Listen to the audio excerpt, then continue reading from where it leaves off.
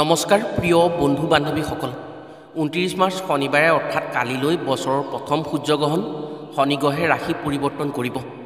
এই সূৰ্যগ্ৰহণৰ সময়ছোৱাত তিনিটা ভুল কাম মৰি গলেও নকৰিব। গ্ৰহণৰ বেয়া প্ৰভাৱে ভয়ংকৰ বিপদত পেলাব পাৰে আপোনাক। শনিগ্ৰহৰ ৰাশি পৰিৱৰ্তনৰ ফলত মেঘ, কৰ্কট আৰু মীন ৰাশিৰ ওপৰত শনিৰ মহাদশা আৰম্ভ হ'ব। শনিৰ শুভ প্ৰভাৱ যদি আপুনি কামনা কৰে তেনে এই তিনি ৰাশিৰ বাদেও সকলো ৰাশিয়ে তিনিটা শনিবাৰে এটা কাম কৰিব পাৰে। তেনে শনিৰ মহাদশা অৰ্থাৎ শনিৰ চাৰেচাতিৰ পৰা ৰক্ষা পৰিব পাৰিব আৰু তেওঁলোকৰ ভাগ্যৰ পৰিৱৰ্তন আহি শনিৰ কৃপাত উন্নতি হ'ব। বিপদ বিঘিনিয়ে একো অনিষ্ট সাধন কৰিব নোৱাৰে। সেই সময়ছোৱাত যেনেকৈ জুইত সোণ পুৰিলে উজ্জ্বলতা বাঢ়ে, ঠিক তেনেকৈ তিনিটা শনিবাৰে এই কাম কৰিলে শনিৰ চাৰেচাতি চলি থকাৰ সময়ছোৱাতো ৰাশিসমূহৰ জাতক জাতিকা উজ্বলি উঠিব আৰু বহু উন্নতি হোৱাৰ সম্ভাৱনা আহিব।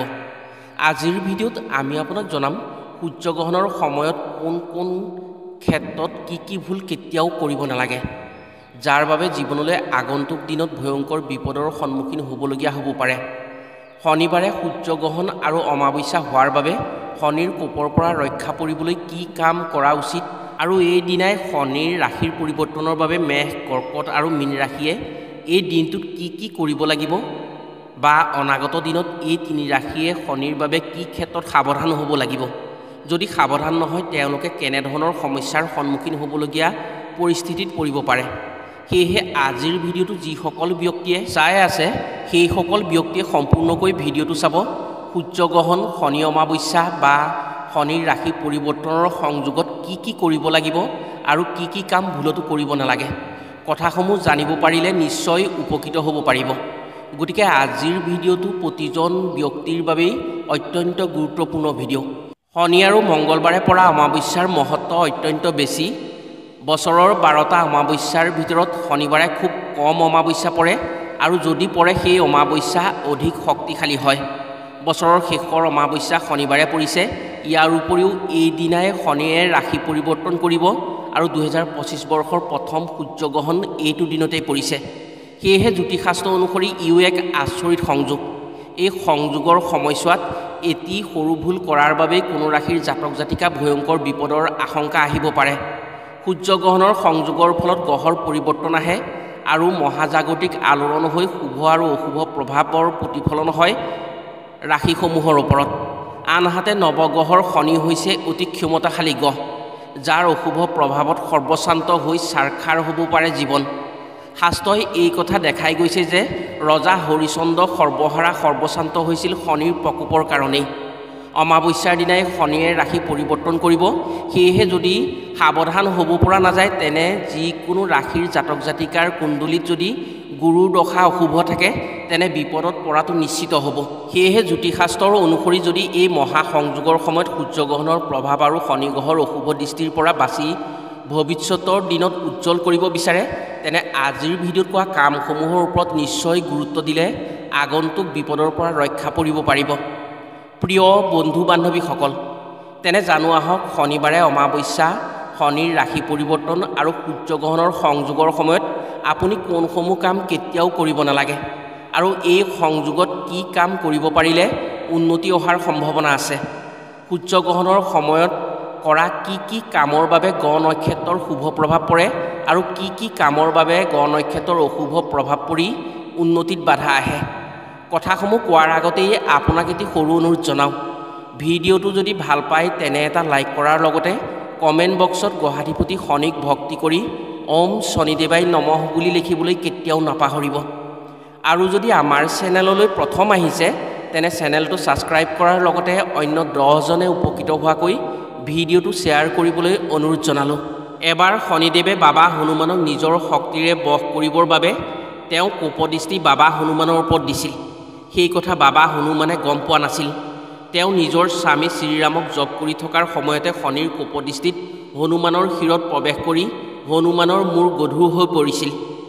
সীতামাতাই হনুমানক দিয়া বৰ অনুসৰি হনুমানে যি ইচ্ছা কৰে তাকেই কৰিব পাৰে। সেয়েহে বীৰ হনুমানে গম পালে যে শনিয়ে তেওঁৰ ওপৰত কোপদৃষ্টি প্ৰদান কৰিছে।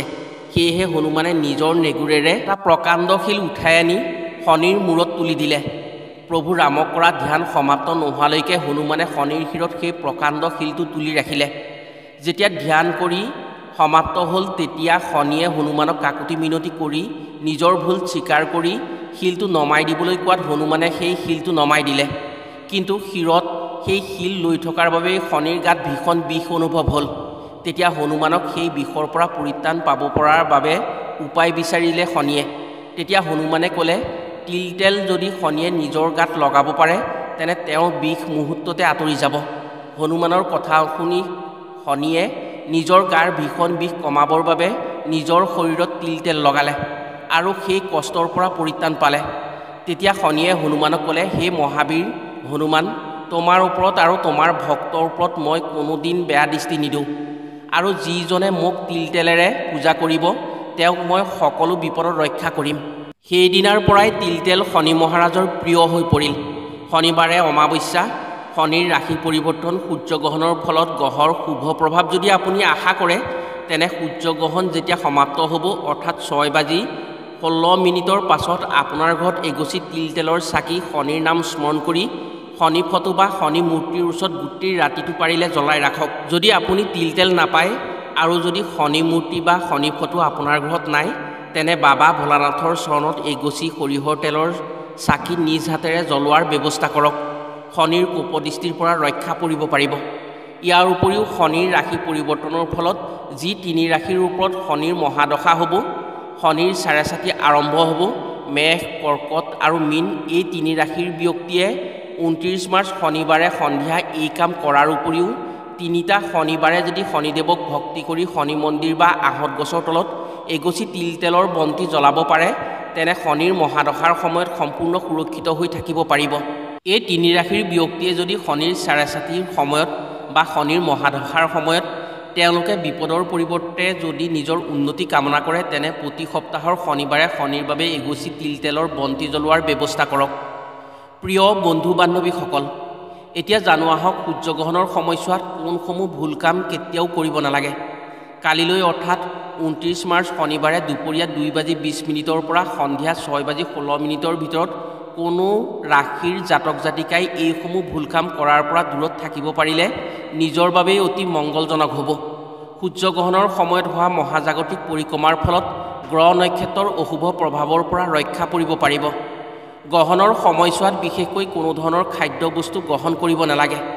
পানী যদি খাবলৈ ইচ্ছা কৰে তেনে সেই পানীত তুলসী পাত দিহে খাব। এই সময়ছোৱাত খাদ্য গ্ৰহণৰ বাবে সূৰ্যগ্ৰহণৰ অশুভ প্ৰভাৱ পৰি শৰীৰত ৰোগ ব্যাধি আহি বিসংগতিৰ সৃষ্টি কৰিব পাৰে। এই সময়ছোৱাত ভোজন ৰন্ধা, তেল লগোৱা, কাপোৰ ধোৱা, চুলি কটা আদিৰ দৰে কামসমূহ নকৰাকৈ থাকিব পাৰিলে নিজৰ বাবেই মংগলজনক হয়। গ্ৰহণৰ সময়ছোৱাত ঘৰৰ ভিতৰত থাকিব পাৰিলে অতি ভাল হয়, কিন্তু নোৱাৰি যদি আপুনি বাহিৰত থাকিবলগীয়া হয় তেনে সূৰ্যৰ দিশে কেতিয়াও নাচাব। ইয়াৰ উপৰিও গৰ্ভৱতী মহিলাসকলে একো খাদ্যবস্তু গ্ৰহণ কৰিব নালাগে। এই সময়ছোৱাত নোখোৱাকৈ থাকিব পাৰিলে অতি ভাল হয়। বাহিৰলৈ অৰ্থাৎ সূৰ্যৰ পোহৰলৈ নোযোৱাকৈ থাকিব পাৰিলে অতি মংগলজনক হ'ব। যদি সূৰ্যৰ পোহৰত থকা হয় বাহিৰত তেনে গৰ্ভৱতী মহিলাৰ সন্তানৰ বাবে গ্ৰহণৰ প্ৰভাৱ পৰিব পাৰে। সেয়েহে যিসকল গৰ্ভৱতী মহিলা আছে তেওঁলোকে গ্ৰহণৰ সময়ছোৱাত সূৰ্যৰ পোহৰলৈ নোলোৱাকৈ থাকিব পাৰিলে তেওঁলোকৰ বাবে মংগলজনক হয়। যদিও এই গ্ৰহণ ভাৰতত দৃশ্যমান নহয় তথাপিও গ্ৰহণৰ প্ৰভাৱ সকলোতেই পৰিব। এই গ্ৰহণৰ সময়ছোৱাত কটা পাচলি বা অন্য বস্তু যদি কটা হয় গ্ৰহণৰ পাছত সেই খাদ্য কেতিয়াও খাব নালাগে। কটা পাচলি, খোলা খাদ্য গ্ৰহণৰ পাছত ব্যৱহাৰ নকৰিব। সকলো খাদ্যবস্তু গ্ৰহণৰ সময়ত ঢাকি ৰখাৰ ব্যৱস্থা কৰিব লাগে। গ্ৰহণ চলি থকাৰ সময়ছোৱাত কোনো ফুল বা ফল নিছিঙিব। ফুল ফল ছিঙাৰ পৰা দূৰত থাকিব পাৰিলে ভাল হয়। এই সময়ছোৱাত ভগৱানৰ নাম হৃদয়ৰ পৰা স্মৰণ কৰিব, কিন্তু ভগৱানৰ মূৰ্তি কেতিয়াও স্পৰ্শ নকৰিব বা ভগৱানৰ চৰণত কোনো ধৰণৰ বন্তি বা পূজা প্ৰাৰ্থনা নকৰিব। পাৰিলে আপোনাৰ ঘৰত ভগৱানৰ মূৰ্তি যদি আছে সেই মূৰ্তি ঢাকি ৰাখিব। সূৰ্যগ্ৰহণ বা চন্দ্ৰগ্ৰহণৰ সময়ছোৱাত শাস্ত্ৰমতে শুভ শক্তিৰ গতি স্তব্ধ হৈ অশুভ শক্তিৰ প্ৰভাৱ বৃদ্ধি হয়। সেয়েহে এই সময়ছোৱাত কোনো ধৰণৰ বস্তু ক্ৰয় কৰিব নালাগে। শাস্ত্ৰ অনুসৰি গ্ৰহণৰ সময়ত ক্ৰয় কৰা বস্তুৰ ওপৰত অশুভ শক্তিৰ প্ৰভাৱ বেছি থাকে। যেতিয়া গ্ৰহণ ভাগিব তেতিয়া আপোনাৰ ঘৰত সকলোতে চাফ চিকুণ কৰি অৰ্থাৎ সাৰি পুচি গংগাজল বা বিশুদ্ধ পানী ছটিয়াব পাৰিলে অতি মংগলজনক হয়। ইয়াৰ উপৰিও গ্ৰহণৰ পাছত গা ধুই চাফ চিকুণ হ'ব লাগে। সেই গা ধোৱা পানীত গংগাজল দি ল'লে অতি শুভ হয়। গ্ৰহণ চলি থকাৰ সময়ত কাকো একো বস্তু ধাৰ সূত্ৰে দিব নালাগে বা কোনো বস্তু আনৰ পৰাও ধাৰ সূত্ৰে ল'ব নালাগে। যদি গ্ৰহণৰ সময়ত কিবা বস্তু দান কৰা হয় তেনে সেয়া শুভ মনা হয়। গ্ৰহণ চলি থকাৰ সময়ত কোনো শুভ কামৰ সিদ্ধান্ত ল'ব নালাগে আৰু কোনো চুক্তিত স্বাক্ষৰ কৰিব নালাগে। গ্ৰহণৰ সময়ত কৰা এনে কামৰ সফলতা বাধা বিঘিনি আহে আৰু সেই কামত সফলতা কম পায়। প্ৰিয় বন্ধু বান্ধৱীসকল, কালিলৈ অৰ্থাৎ শনিবাৰে যদি এইসমূহ কাম আমি আজিৰ ভিডিঅ'ত কোৱাৰ দৰে কৰিব পাৰে তেনে নিশ্চয় উপকৃত হোৱাৰ সুযোগ পাব। আশা কৰিছোঁ কামসমূহ কৰিব পাৰিলে আপোনাৰ উপকাৰ হ'ব। আজিলৈ ভিডিঅ'টো ইমানতে সামৰিছোঁ। পুনৰ অন্য এটি ভিডিঅ'ৰ জৰিয়তে লগ পোৱাৰ আশাৰে আজিলৈ আহোঁ। সকলো ভালে থাকক, সুস্থ থাকক। ধন্যবাদ।